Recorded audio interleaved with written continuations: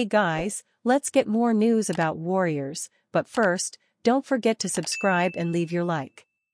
Klay Thompson has a chance to pass Reggie Miller in threes next year. I know that Klay Thompson had a tough year as a Golden State Warrior this season.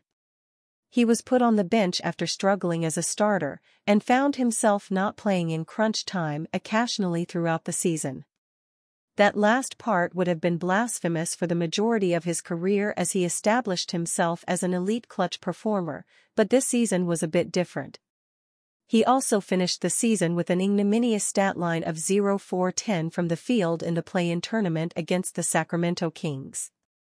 But overall Klay is still a modern miracle, still performing at an overall quality level despite suffering an ACL and Achilles injury back-to-back. Either of those injuries used to be a death knell for a career. Instead, Klay is still fighting to stay on the court and rising up the historical rankings. He's sixth all-time on the made three-point charts at 2,481 triples, doing it in an absurdly fast 793 games. For reference, the guy he passed at number 7, Kyle Korver, finished at 2,450 in 1232 games. Next up on the list is the splash grandpa Reggie Miller, who knocked down 2,560 trays in 1,389 games. Miller accomplished this stellar feat in an era where the three-ball was nowhere near as prevalent as it is in today's game, and Thompson studied Miller to figure out how he was able to terrorize opponents from 25+ away from the basket. Even though Thompson had 2 seasons robbed from him by injuries, he's still making his mark as a legend, and I for one can't wait to celebrate him passing Miller time next season if all goes well, in a Warriors uniform. Draymond Green just had a career high for three-point accuracy. If I asked you what you would take away from this past season from Draymond Green, I can imagine a couple responses. You might start with the fact that he was suspended for hella long, 12-game suspension, for doing unsportsmanlike conduct on the court. You could also go with his leadership helping the Golden State Warriors to a 33-22 record in games he played. You could also talk about him keeping up his award-winning podcast, The Draymond Green Show, throughout the season to expand his portfolio of telecommunications greatness. But what about this? Green just had the best three-point shooting season of his professional career.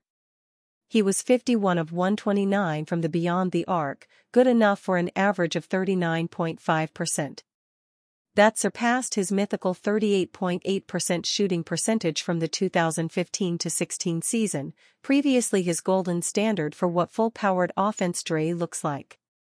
That's pretty impressive, considering he's been mocked for having a shooting form that looks like he's wearing a backpack, and many teams' game plan has been to leave Green open from deep since he's probably a worse shooter than Stephen Curry and Klay Thompson. This season he shot with confidence, hitting trays and demoralizing opponents like a prime sniper. This is what it looks like when a legend puts in the hard work. Time to hit 40% next year, Dre. Jusuf Nurkic of the Phoenix Suns chose to taunt Draymond Green when the Golden State Warriors lost their play-in game to the Sacramento Kings.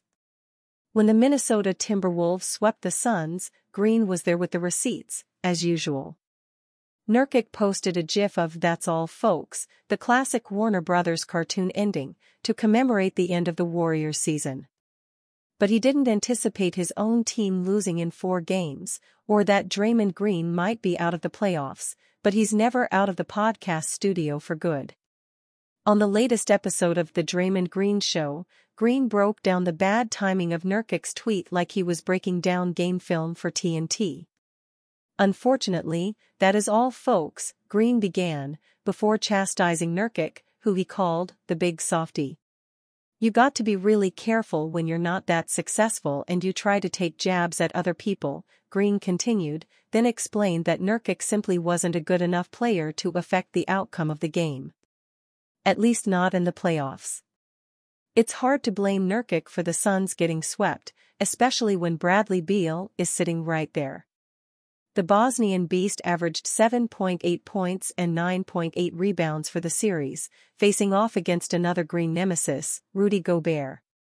but he does have the worst playoff record of anyone who has been in at least 20 playoffs games, 3-17.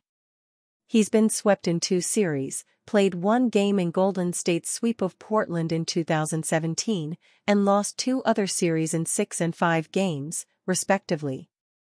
Again, it's not really his fault, and the record would look better if he wasn't hurt for Portland's longest playoff run in 2019.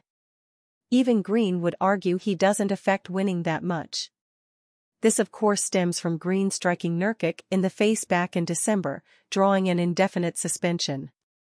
Then they clashed again after Green's return. When Nurkic did the too small celebration, Green did it back, and Nurkic lost his mind about it after the game.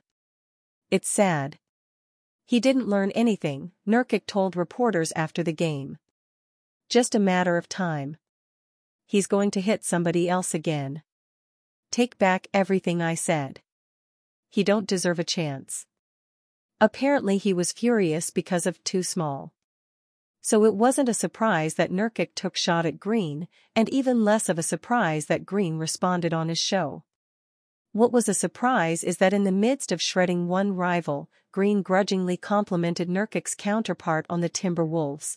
Another Western Conference center Green was suspended for assaulting. That's how much Green hates Nurkic. Enough to compliment Rudy Gobert and his defense.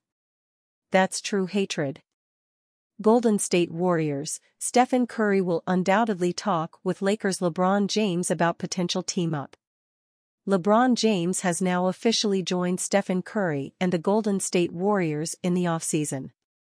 This is after the Los Angeles Lakers bowed out to the defending champs Denver Nuggets on Monday night, 108-106, to lose the first-round series 4-1.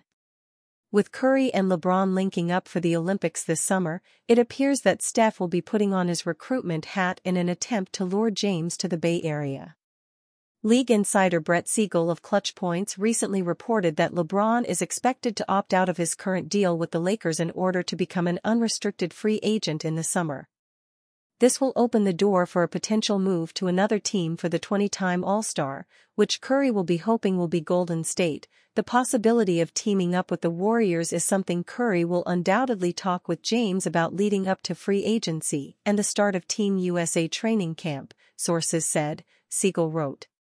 The report also indicates that for his part, James is expected to seriously give thought to other opportunities now that he's ended his 6th season with the Lakers in disappointment, again. That's not all, folks. In an intriguing twist to this narrative, LeBron is reportedly also expected to talk with Kevin Durant, who just recently also went on vacation after the Phoenix Suns were swept by the Minnesota Timberwolves in the first round. Apparently, KD is another voice James will listen to. Leading up to the start of Team USA training camp in July, LeBron is not only expected to opt out of his contract with the Lakers for the 2024-25 season but actively lay out all of his options moving forward, sources said, with Curry and Durant potentially playing a role in what James decides to do, Siegel reported. The report did not exactly hint at a potentially mind-blowing LeBron, Curry, and Durant Big Three. After all, I just don't see how the money will work. We've seen crazier things happen in the NBA, though, right? Actually, come to think of it, if these 3 future Hall of Famers end up on the same team next season, that would likely be the wildest turn of events we'll ever witness in the history of the sport. And you fan? What do you think of the situation of LeBron James? Leave your opinion in the comments.